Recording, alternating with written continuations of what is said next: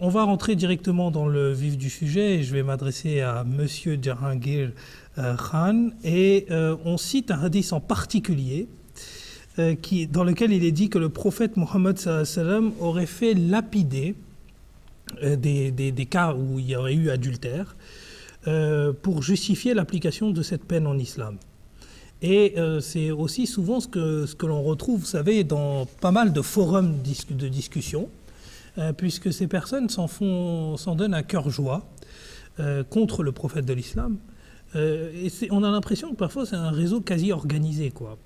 Ils se font passer le mot et ils disent que oui, il y a telle personne, regardez, qui était un ancien musulman et qui a dit que le prophète de l'islam aurait justifié ça. Alors, est-ce que la lapidation est réellement une sanction dans l'islam? Et est-ce que ce hadith, il est authentique? Donc cette pratique du prophète peut être rattachée à quelque chose de crédible et encore peut être rattachée au Coran. Donc, salam alaikum, merci beaucoup encore une fois. Tout d'abord, je l'ai déjà dit dans de précédentes émissions, nous nous attachons au principe qu'aucun hadith ne peut supplanter le Coran, car quand on parle Coran, on parle d'un document qui a été compilé durant la vie même du prophète Mohammed sallallahu alayhi wa sallam, qui a été mémorisé par le prophète lui-même et les compagnons au fur et à mesure que ça a été révélé. Et avant son décès, le Coran en entier avait déjà été mémorisé par des centaines de personnes. Nous comparons cela aux hadiths qui ont été compilés plus de 150 ans après son décès.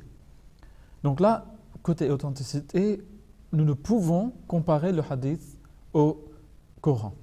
Alors, dès lors que des musulmans se positionnent dans un cadre différent et qui refusent d'admettre que les hadiths ne peuvent supplanter le Coran, mais admettent le contraire, qu'en fait les hadiths vont prévaloir sur le Coran, et bien là tout de suite nous allons entrer dans toutes sortes de problèmes, de problématiques qu'on ne pourra jamais résoudre.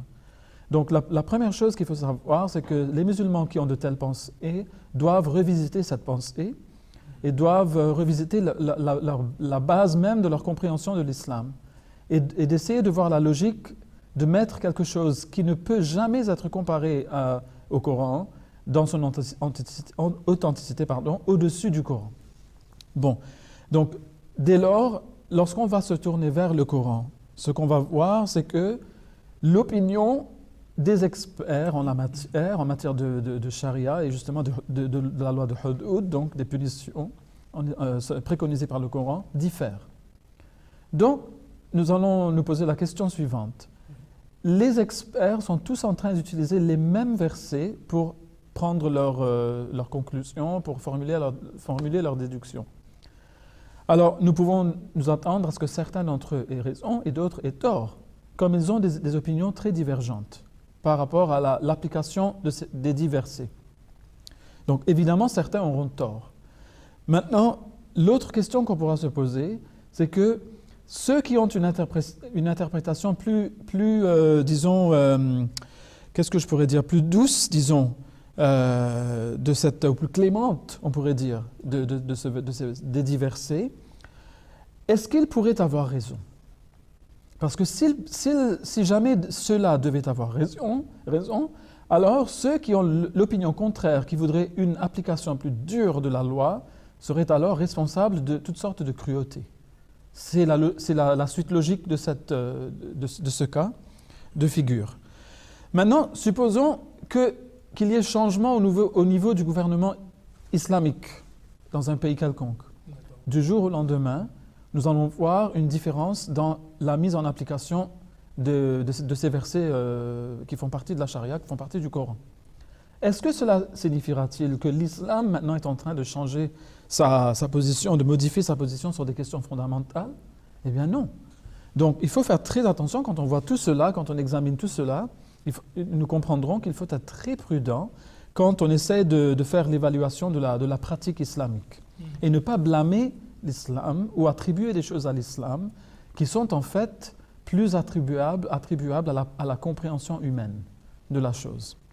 Maintenant, un principe de justice qu'on ne peut jamais oublier, et dans toute société civilisée, c'est un principe qu'on tente toujours de garder en vue, c'est que l'accusé, on doit lui accorder quand même le bénéfice du doute. Oui. Alors, même lorsque la culpabilité d'un criminel a été établie de façon satisfaisante, il y aura toujours, étant donné que c'est un jugement humain, il y aura toujours une zone d'ombre. Ouais, c'est ça. Donc, donner le bénéfice du doute dans un cas pareil, et ça sera dans tous les cas d'ailleurs, ça serait d'infliger la peine minimale. Sinon, on n'est pas en train de donner le bénéfice du doute.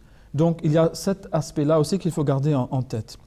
Maintenant, pour en venir à la question même de la lapidation, donc la peine de mort par lapidation, le Saint-Coran déclare que ceux qui se livrent à la fornication ou à l'adultère, et les deux sont couverts par le même terme qui est zina en arabe, ils seront flagellés 100 fois. Je n'ai pas dit 100 coups de fouet pour une raison que je vais expliquer. Et le verset ne mentionne aucune lapidation du tout. Cela ne survient pas du tout dans le Coran, du tout, en tant que punition préconisée.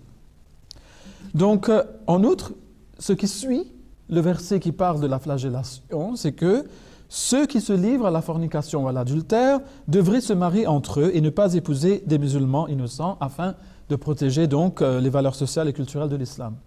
Maintenant, la question qu'on doit poser ici, c'est que si l'adultère va être mis à mort, il va se marier comment? Donc, évidemment, il ne s'agit pas de le mettre à mort parce que sinon, il ne sera pas à même de se marier.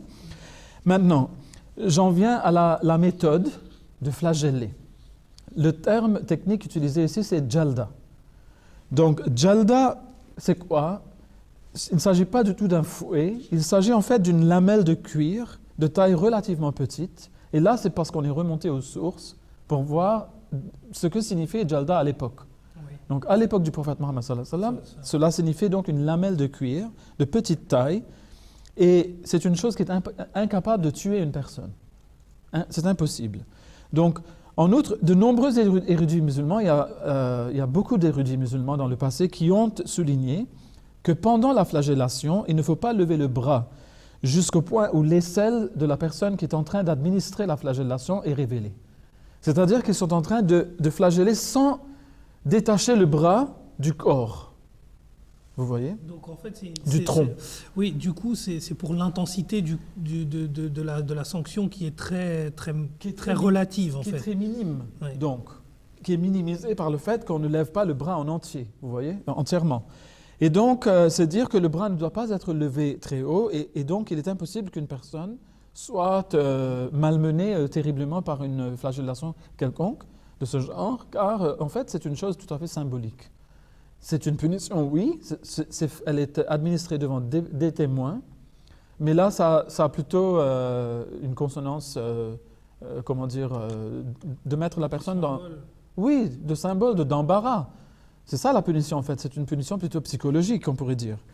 Donc, de là à dire qu'on va passer de ça à un quelconque hadith où on est supposé maintenant, tout à coup, sauter de cette petite flagellation, qu'on pourrait dire très minimale, à la mise à mort d'une façon terrible, qui est la lapidation. Ce n'est pas une mise à mort facile pour la victime. Vraiment, ça souffre. Oui.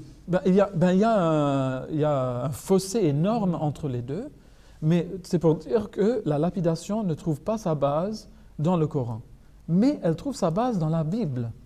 Et on va voir que certains peuples qui avaient une origine donc biblique, donc qui sont venus à l'islam de parmi les juifs ou de parmi les chrétiens, que eux avaient cette punition en vogue car ils suivaient la loi de Moïse. Et donc, s'il y a une source, c'est une source biblique et non coranique. Jazakallah Djangissari pour cette réponse. Je pense que c'est une réponse assez complète. Et c'est vrai que cette question de la source de cette sanction est posée par plusieurs autres personnes aussi. Je crois que j'ai déjà entendu ça à plusieurs reprises, que la lapidation, comme le voile par exemple, ce n'est pas des choses qui sont proprement islamiques, c'est des choses qui ont été également appliquées dans les autres livres révélés avant l'islam. En tout cas, merci beaucoup Djangissari pour ces réponses.